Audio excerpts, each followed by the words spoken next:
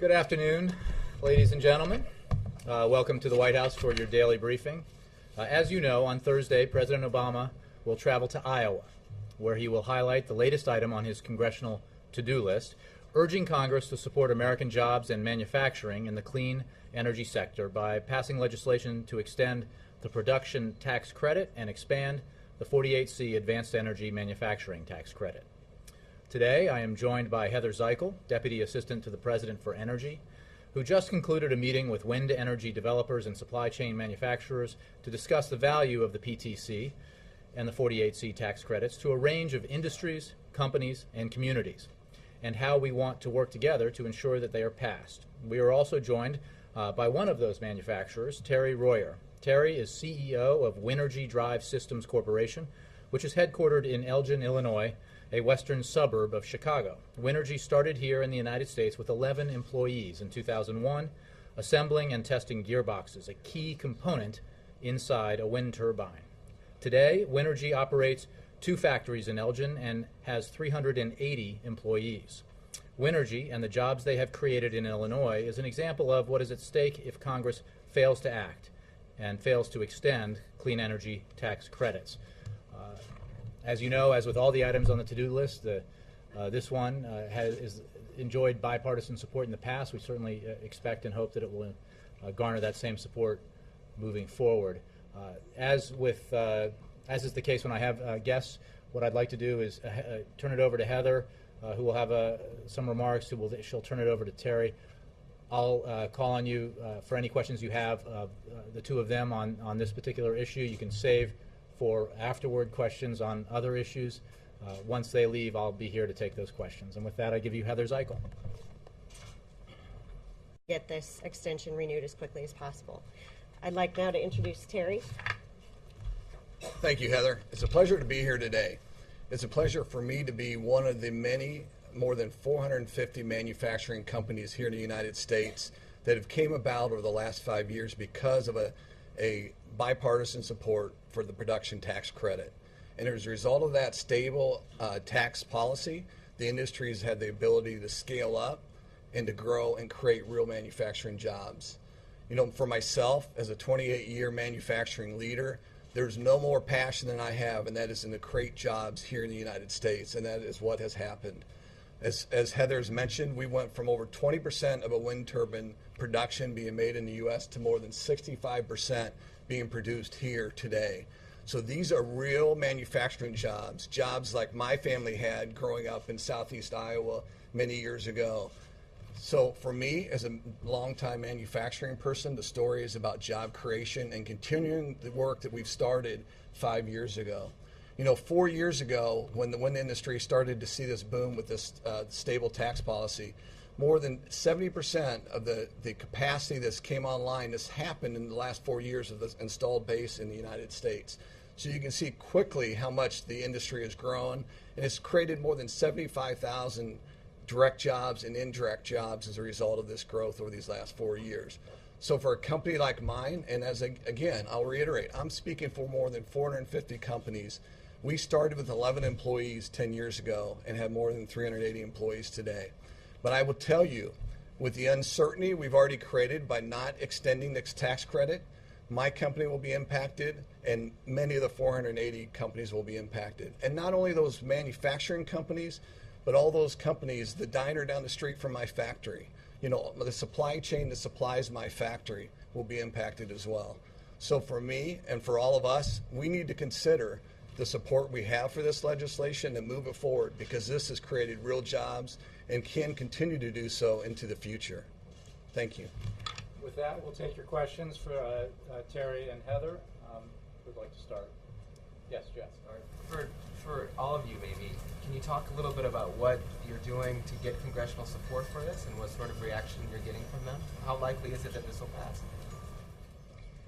I thank you for your question. I think that, as you will hear from the President on Thursday, and as you've heard from this administration from the very beginning days since we were in office, investing in clean energy is a priority for the President.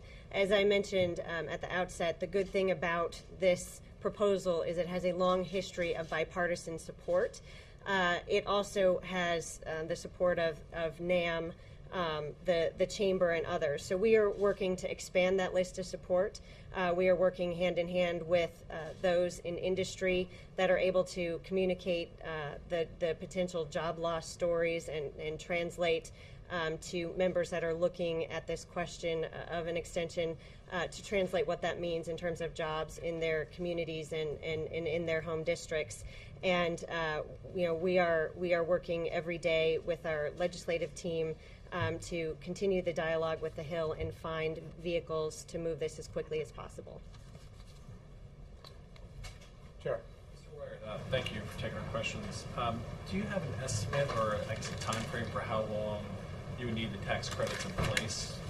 Yeah. In terms for, because I've heard estimates of 2 years or 4 years or 6 before the industry can kind of Sure. be self-sustaining. Sure. One of the things we've got to clearly stop doing, and that is starting and stopping the production tax credit. If you look over the last 4 years why we've had it, the industry's been able to scale up. The equipment has become more efficient. The cost of a turbine has decreased by more than 30% over those 4 years. So the industry is getting the scale to where it can stand on its own. So the question becomes is how much longer?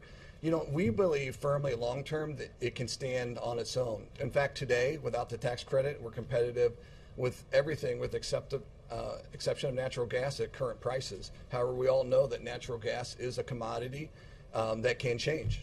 One of the things I like to always point out when people talk about competition to other forms of energy, they're all important. Let me make that point. We need all forms of energy in our portfolio for producing energy.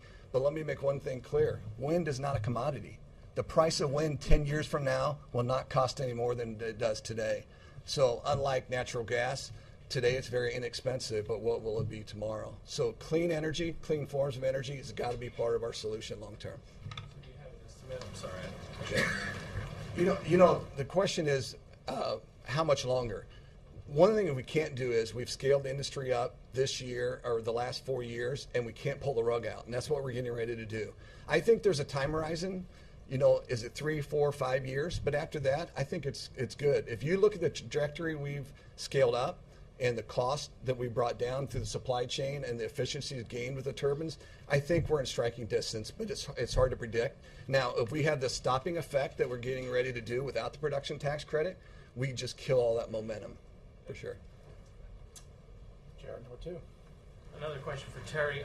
Terry, in other testimony, I've seen that developers are saying that if they don't get these tax credits down the pike, that they could see production for 2013, calendar year 2013, end because if those tax credits aren't in place soon enough, you won't be able to make those assessments. Is that something that is time sensitive? And I guess Heather was saying something about moving to Canada. I guess your company, without these tax credits, are you not making anything next year, or are you moving to Canada? It's a very good question. My company is an example of many of the component suppliers to the turbine industry and you're right, it is very time sensitive. In fact, that's why last fall, we really started talking about the extension of this credit now, because it does have an 18-month cycle time when you go from developing the property to get permitting to ordering the equipment to those orders that come to my factory for the gearbox. So it does have a long cycle. So we do expect impact next year without immediate action on this topic. What's it going to take for your company to expatriate, I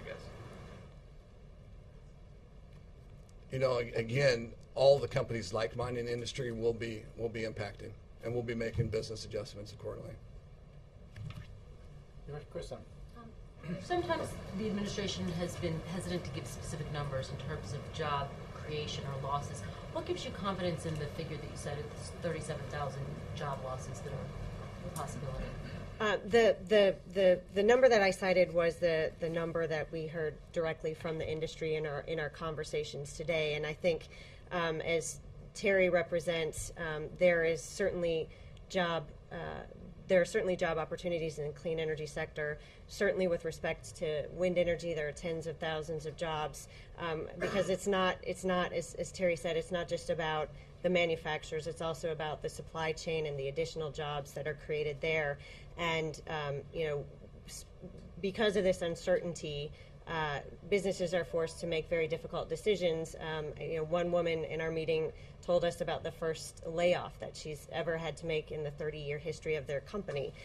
So I think the point here is that we know that these are jobs, they're real jobs, they're in communities across the country, whether it's in the development or manufacturing side, and we need to continue to support this industry because it's at a pivotal time. Can I make a follow-up statement on that? And to further answer your question, there is a study that was put out by the American Wind Energy Association called by Navigant that actually speaks specifically to those statistics of the 30,000, 7,000 jobs lost. However, it's important to look at that study also and see what the growth trajectory can continue to be if we continue on this path with this industry, and what it can mean for further job growth, I think, is also important to talk about. Do you know what numbers those are? I'd rather not quote that because I may not state it right, but it is in the study and it's available. Okay, thank you both very much for coming, and I'll continue with the briefing. Heather, Terry, I Thank appreciate it. Okay, I expect nothing but easy questions today for obvious reasons. Thank you.